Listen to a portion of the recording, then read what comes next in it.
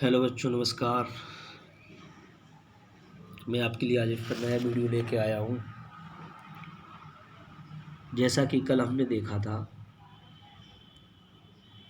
हमने कल आपको रदरफोर्ड का मॉडल और उससे पहले हमने आपको थॉमसन का मॉडल पढ़ाया था।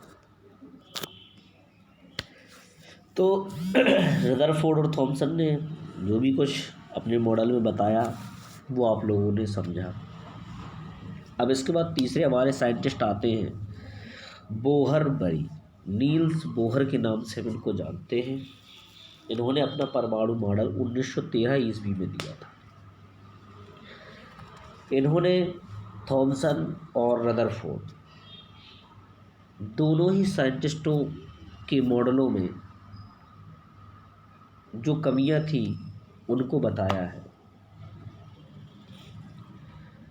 और इलेक्ट्रॉनों को एक निश्चित स्थान एवं परमाणु को एक निश्चित स्थान प्रदान किया है। जैसा कि हम देख रहे हैं कि नील्स बोहर जी ने बताया है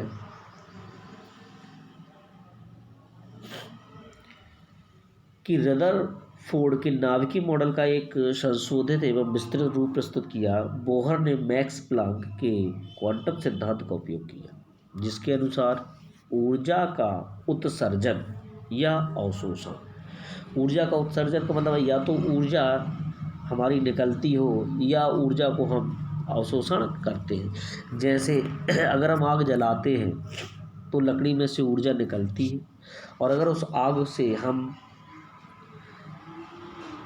सर्दियों में जैसे आग लेते हैं, हम लोग गर्म लेते आग पर हाथ वगैरह सेकते तो हम उस आग को एग्जॉर्ब करते हैं, मतलब अवशोषण करते हैं। ठीक है ना।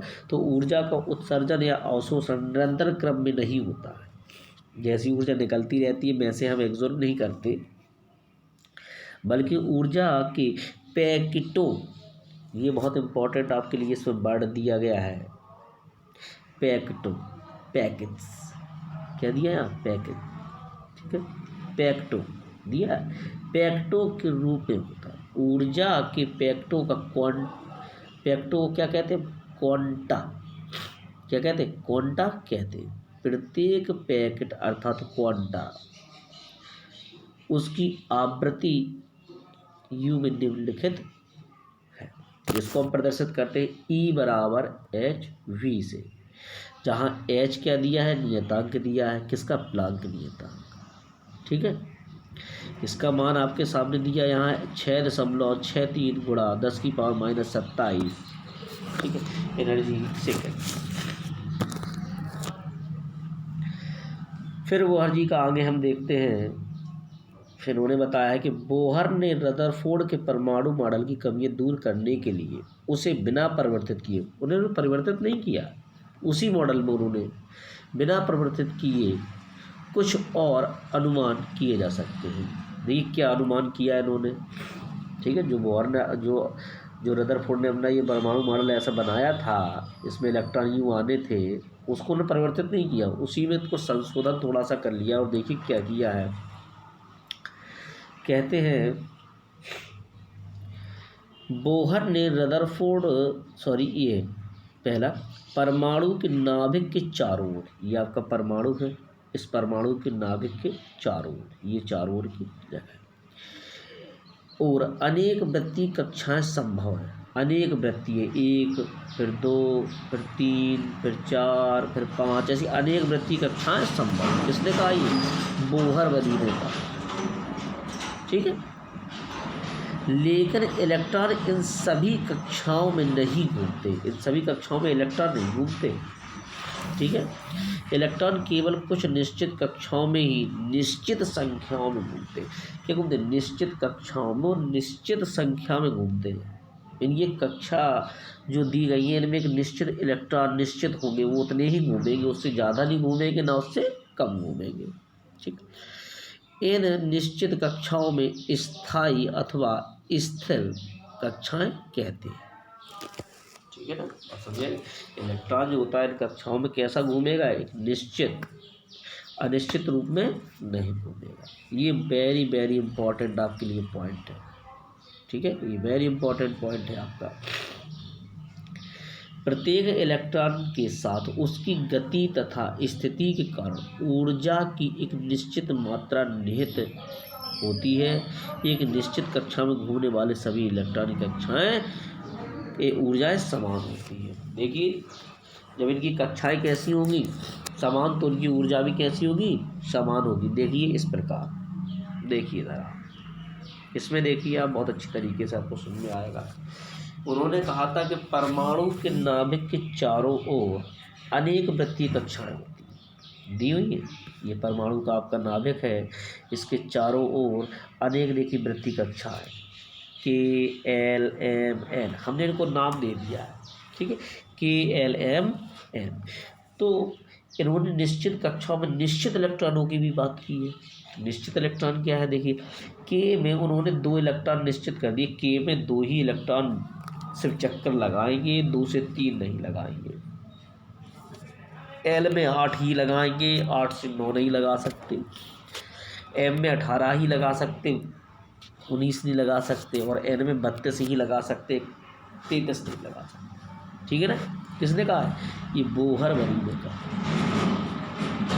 ये बोहरवरी ने कहा है कि इसमें इलेक्ट्रॉन अपनी निश्चित कक्षाओं में ही रहकर ही चक्कर क्या करते हैं, चक्कर लगाते हैं, ठीक है, और अपनी निश्चित ऊर्जा में ही निश्चित रहते हैं। ये इलेक्ट्रॉन अपने उपकोषों में एक पैकेज के रूप में रहते हैं। पैकेज मतलब 2 किलो, 8 किलो, 18 किलो, 32 किलो, ठीक है ना।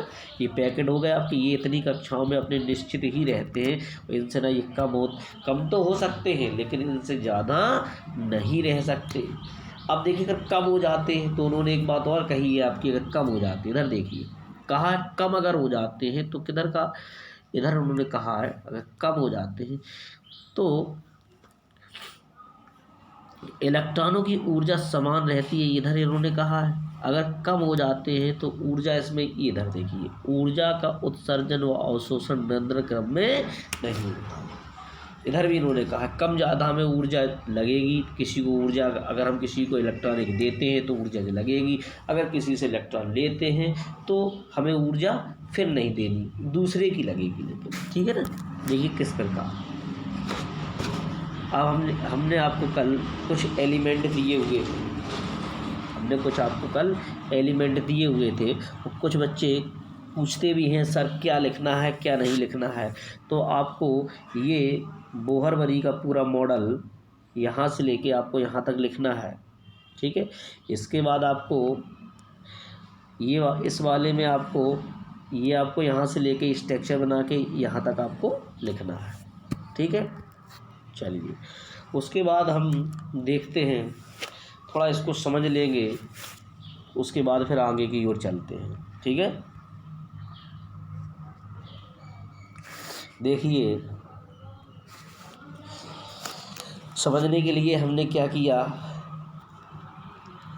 कि इस प्रकार की हमने लाइनें खींच ली, ठीक है। इस कक्षा को हमने नाम दे दिया के, ये हो गई एल, ये हो गई आपकी एम, और ये हो गई आपकी एन। ये आपकी कक्षाएं हो गई, ठीक।